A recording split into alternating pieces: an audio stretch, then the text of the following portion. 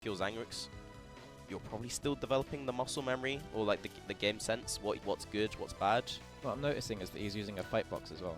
He's always boxed up. It's whatever it's called. Yeah. It's got on the art. It's the Tame Impala's Currents album art. Very very cute.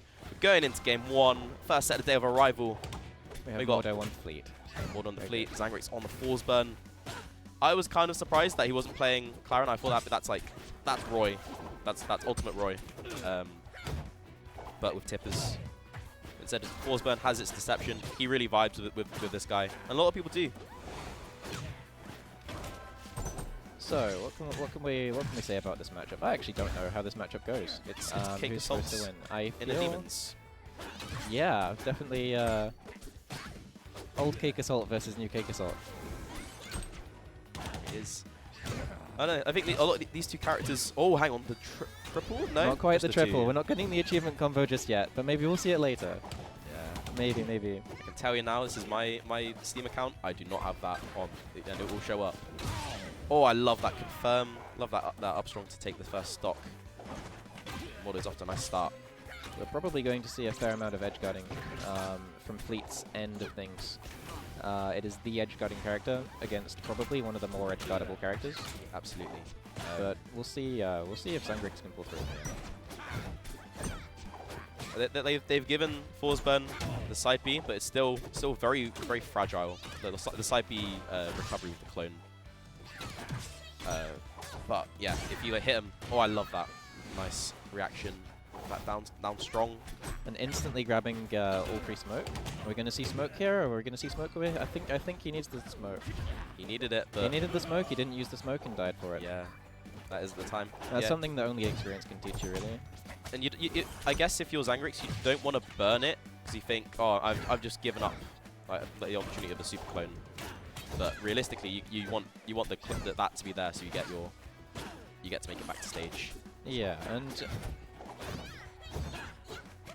it's not like too hard to build the smoke stacks later anyway. Especially when both players are at 0, you definitely want to survive the interaction. Yeah, exactly. Like you value your life a bit more than potential to take someone else's. Neutral's looking like a whole bunch of just sort of back and forth. I hit you, you hit me. Yeah, we're trading here and there. They're not afraid to throw out hitboxes and rerun the platforms. I mean, but it feels. It's like they're both kind of looking for.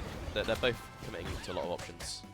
It's a lot of stray hits at the moment, or will we see some more combos? We'll see. I feel like we've been seeing more combos from the fleet side of things, but not a huge amount of float usage yet. Yeah, and it's what makes fleet like really strong. Seeing it now being used as an edge guarding enabler, but just being able to hold that space, pressure it, making it back with the up to ledge.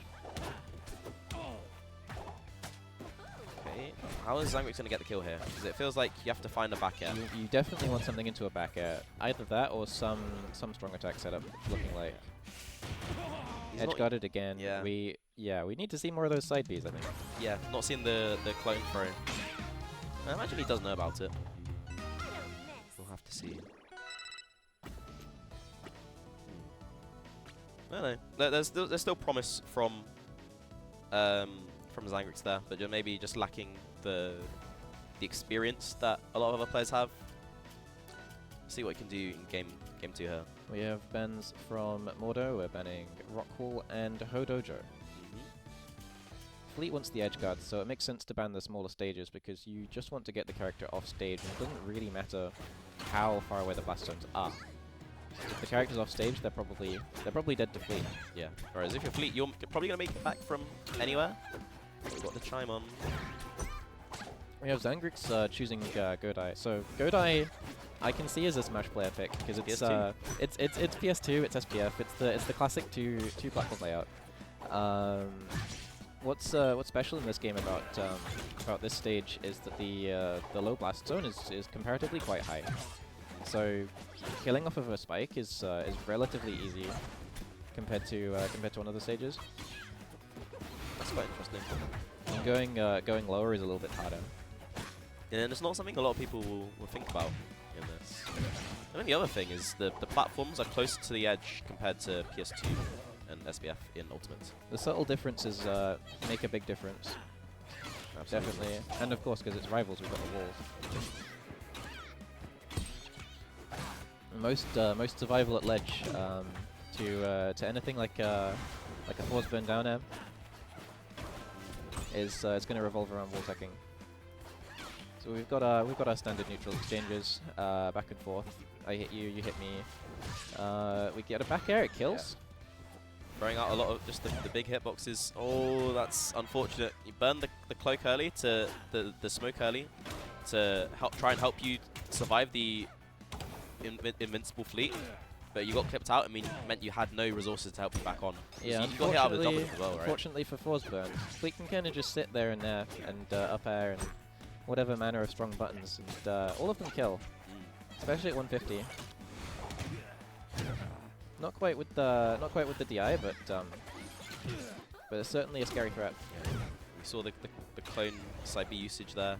A lot of the time he's aiming to deceive Mordo, where like he sets up the clone, but he's not going to use it to propel himself forward. He's just trying to take 2 different paths back to stage and force Mordo to guess.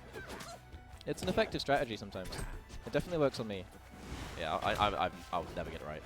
It's so scary though, because you're at high percent. Maybe you can get maybe dash attack starts launching at this point. I don't know if that frame drop was on the stream or in the game. I hope it was on the game. We've got like top end Red Bull PCs there. Ooh, okay. Good recovery.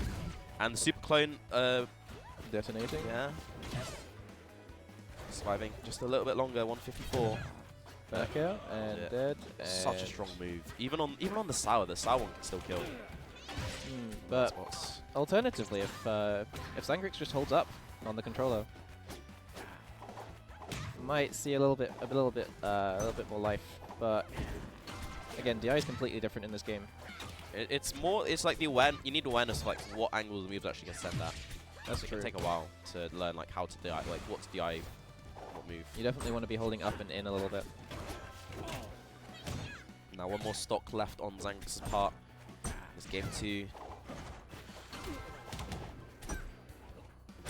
It's running out of time. He's racked up a lot of percent as well, so not really gonna have CC as an option. We're seeing an edge guard here. We might got the wrong clone. Deceived. Deceived. How are you gonna get a kill here? Not gonna find anything. A little bit scrappy on both sides, but this favors Mordo. I feel like Zangrix is looking for raw back airs. How do you find it when like Fleet's kind of hard to contest in the air because of float, because of her own back air? Yeah, and just floating, zigzagging up and down. Good, like see it decent down enough air to the airspeed. side. Weak back air, harder to find. Weak back air with no combo, and Fleet advantage state, edge guard situation. Back air, kills. Very good. It's good stuff to Mordo there, winning 2-0. Lovely stuff for him. We'll take that.